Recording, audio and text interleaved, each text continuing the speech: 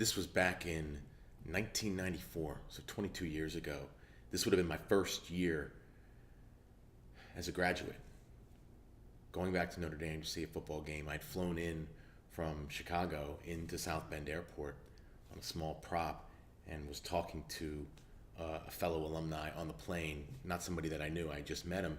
He asked me where I was going. I was headed to campus. He said, "Me too, you want to split a cab?" So we are standing on the curb.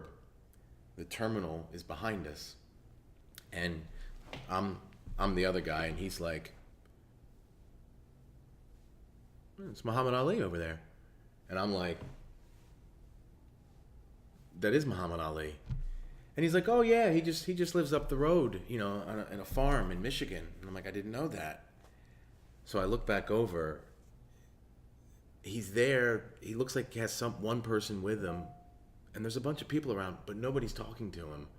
And obviously everybody knows who he is. And I'm just like, okay, not sure ever going to have a chance like this again. So I walked up to him. I told him my name, and I said, "It's an honor and a privilege to meet you." And I put my hand out, and he brought his hand up just like you've seen on TV, and he shook my hand. He said he was a giant. He was a giant, and he didn't say anything. But after we stopped shaking hands, he held his hand up like wait a second, and he started to turn. He motioned to the guy that was with him. He came up with a briefcase, and I can't remember who opened it, but when he came back around, he had a stack of papers in his hand, folded papers, and he handed one to me. And on it, on the front, it said, "God is love." And underneath of it was his name in black ink, handwritten. And I took it, and I don't really remember very specifically, but I'm sure I thanked him profusely, or probably, hopefully not. Hopefully I just said thank you. I don't really remember, but I said thank you, and I got out of there.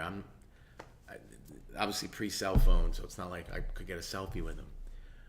So I walked back to the guy who was still waiting for the cab, the other alum.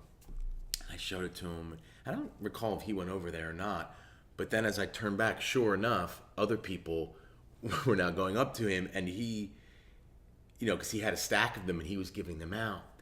And we were there for a while. I don't remember if we ended up getting in a cab before he left or not, but things I definitely recall seeing. One guy, he did, shadow boxing or rope-a-dope, whatever, with him, like play fighting. And I don't know if it was the same guy or not, but there was a guy who had his son with him, a little boy, not big, I don't know, a couple years old maybe. And he had a video camera. And okay, that's not like this. Back in the day, that was like the shoulder units, right? 1994.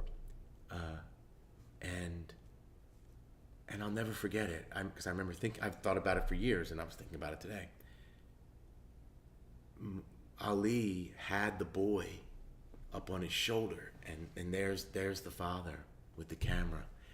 And I just thought, I'm like, that kid, he's going to be the biggest Muhammad Ali fan. He's going to know about this. His father knows what he's doing. That's Muhammad Ali, and he has my son, and he has a video of it. And I've thought about it over the years. Who is that guy, and where is he? What is he? Whatever. But gosh, he'd be probably 24, 25 now, or he'd have to be, if I'm guessing right on the age.